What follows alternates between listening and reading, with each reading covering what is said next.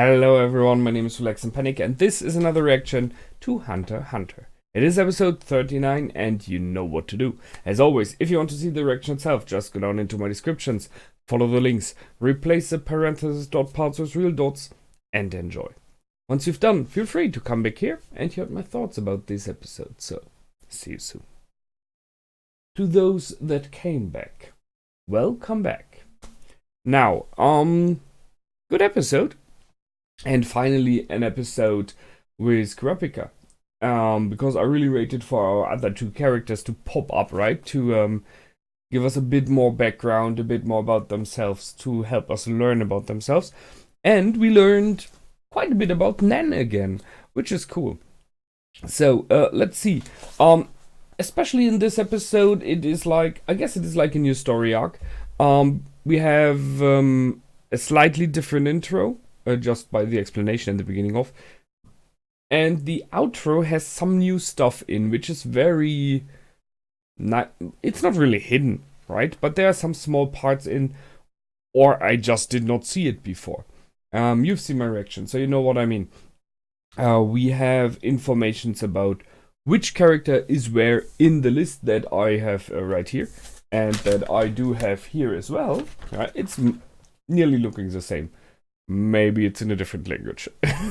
So, I'm not completely sure, but as far as I got it now, on top we have the enhancers, which is Gon as example. And they are perceived to be the strongest fighters. So, that's a good thing for him, I guess. Upper right corner, it's Transmuters. There we have Killua. Lower right corner, it's Conjurers. And as we learned this time, Kurapika is one, which he clearly would have wanted to be an more like an enhancer, something like that, because he is very driven on getting his revenge, and so he wants abilities that give him fighting power, right? But you have to live with what you got, and being a conjurer might have its benefits. I guess we will learn about that. Upper left corner we have emitters. There is, as it seems, Leorio. It was not shown yet, but it's good to know already. So the group of our people, our four, do have 4 of those 6 abilities already in the group, which is cool. So there's nothing doubled, which is really a good thing, so they can support each other very much with their abilities. That's cool. Lower left corner we have Manipulator, and I thought Hisoka is one, right? Because in the intro I could not really recognize his shadow there, but I'm pretty sure it is him that is a Manipulator. And in the bottom we have the Specialists. Now, that is the one thing in this episode I think is very important and major important thing. This small sentence, which is why I took this picture here. The small sentence of the teacher of Killua was, you are born with this ability, or it is depending on specialist abilities, right? How and where you grew up. So it is, if you've grown up in a harsh environment, it might be you learned a specialist ability, a speciality of Nen to master this area. Let's say you grew up in a very icy region, so it's extremely cold. Possibly you would have like a specialty to handle cold. Just guessing, right? It's a wide shot here. But what he has said is you cannot learn it. So there's no option, whatever you are, to learn a specialist ability. You may become one later on. My goodness, sorry. It's the weather. Warm, cold all the time. So there is an option that each of the characters we know might later on become a specialist, get something special. And I guess this is what will happen. I think it's a bit of foreshadowing here. At least I hope. It would be cool. So,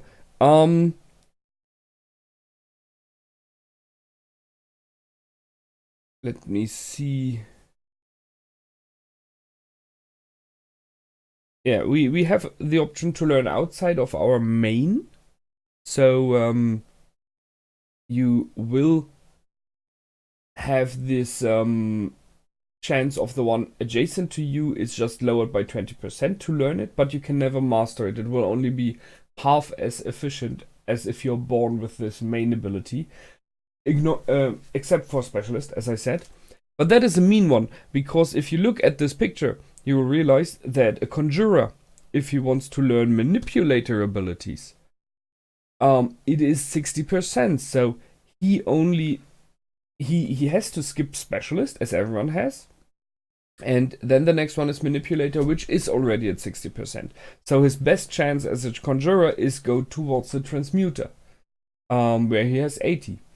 Which means, on the other hand, everyone except for manipulator and conjurer, so emitter, enhancer, and transmuter, do have 2 adjacent Nen specialities, abilities, that they can try to learn with 80%. That is a disadvantage for manipulator and conjurers. Clearly is. But, as it was explained, it gives you a higher chance of becoming a specialist later on. So, that means, by the way, that it is nearly impossible, for an enhancer to become a specialist. Because that's directly on the opposite side, right? But still, it is possible. We'll see. So, something I guess that Kurapika did not like hearing, not being able to get enhanced abilities so easily.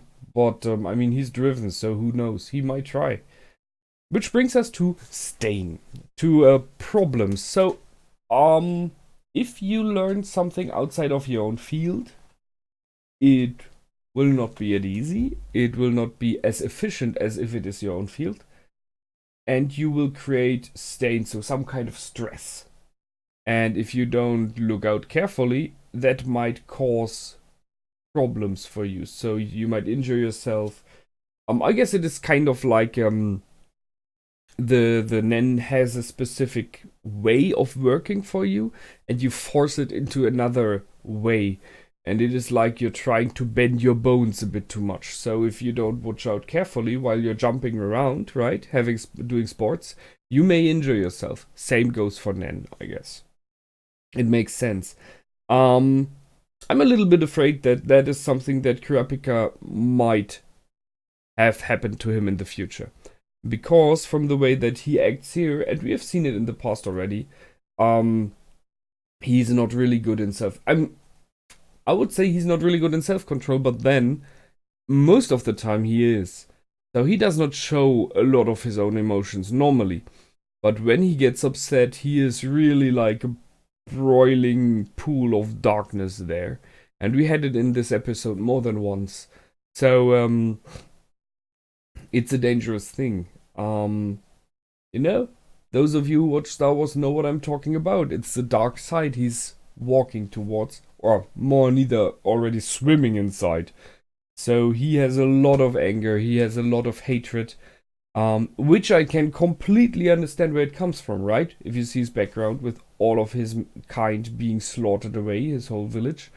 But I think that will cause a lot of problems for him in the future.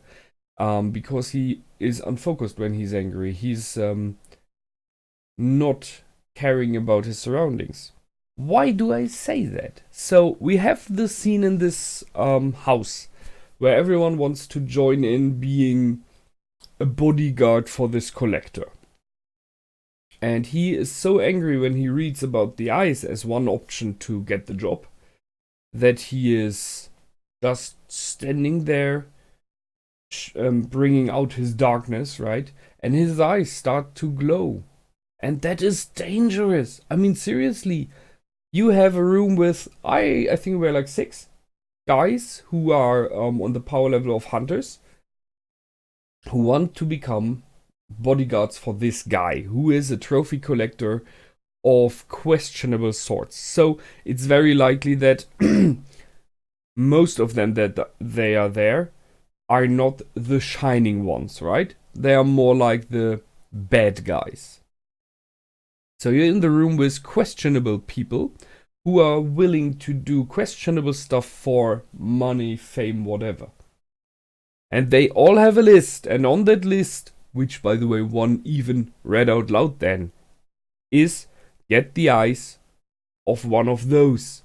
And you stand in the middle, getting angry, and your eyes start to glow. In this moment, if anyone would have looked closely, and I'm a bit surprised they didn't realize it, they would have seen, oh, look, it's one of them. Let's just kill him. And I have the job finished on day one. I mean, seriously, right? It could have been the moment that one of them just chopped off his head and said, done, here, eyes, ready? And I'm asking myself if or not the guy, I call him werewolf right now, has seen it.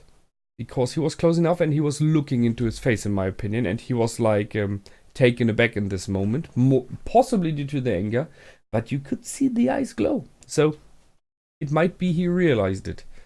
We will see. Maybe he just didn't want to shout it out, so he only has the chance. I don't know. But it's one of those things that Kurapika really has to work on. He has to be able to control his anger more, or that will be a problem very soon. Which brings me to, in this room is another person where I feel like he or she, I'm not sure yet, is not an evil one, not a negative one. And I ask myself why this person is there. It's the little one with the teeth.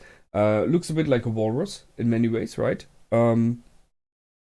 And is able to feel the emotions of people around him. I mean, okay, it's an end user. So in this moment, Kurapika was so angry and uncontrolled when he left the bureau of the agency there first, when they met the first time on the street, that it just like shouted out. We had that already, I think, when they explained then that you can even feel like people are feeling if they're not able to control it. I mean, we all know that we are in a room, we see someone, and you know how this person is feeling because they're like doing stuff like that. I don't know, right?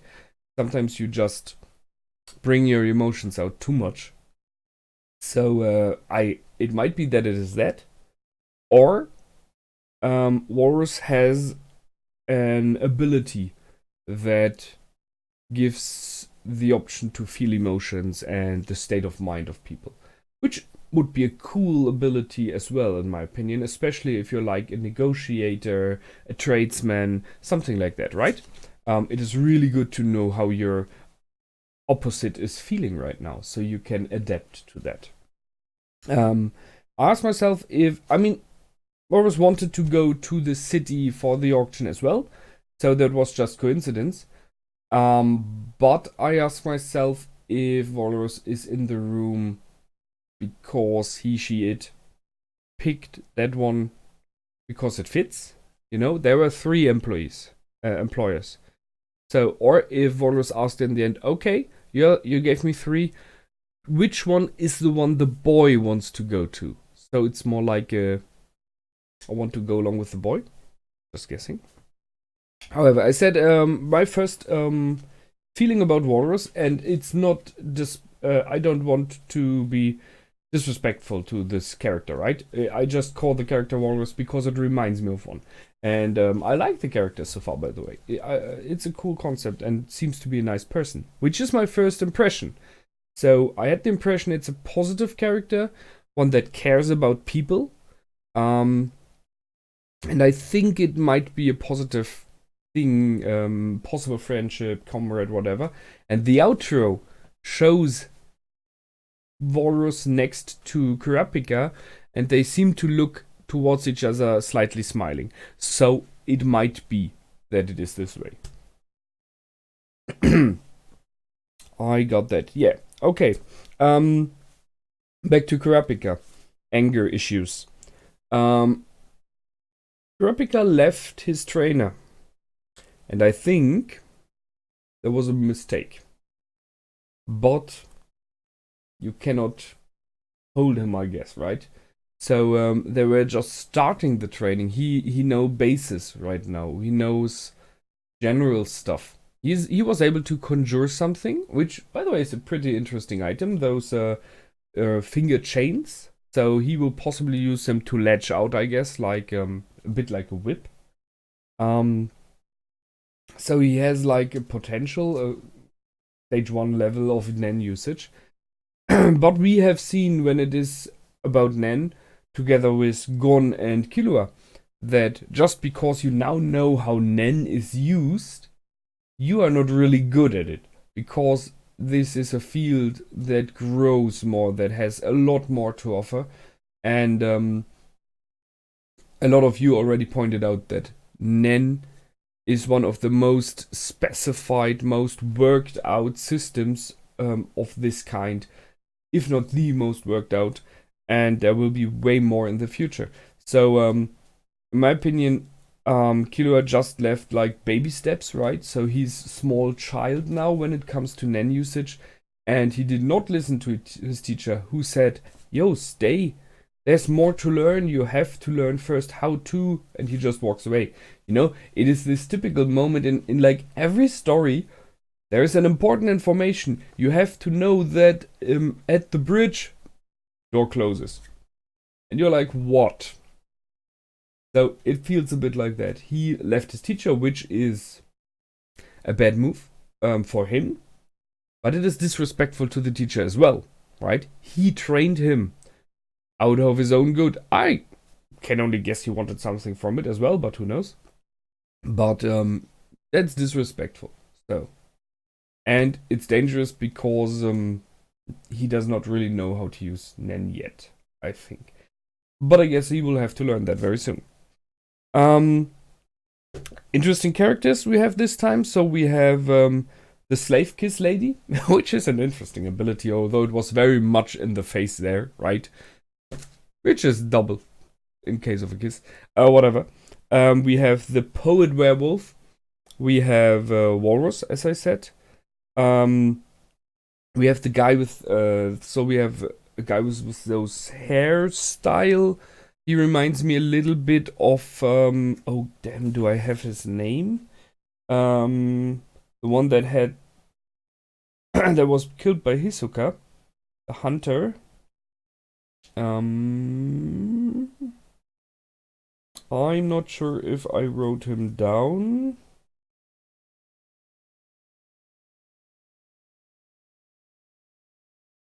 I think I did not write him down. If you remember, there was one hunter who had strange hairs as well, who was looking after Gon on the island when they were training, and then was killed by Hisoka. So he reminds me a little bit of him.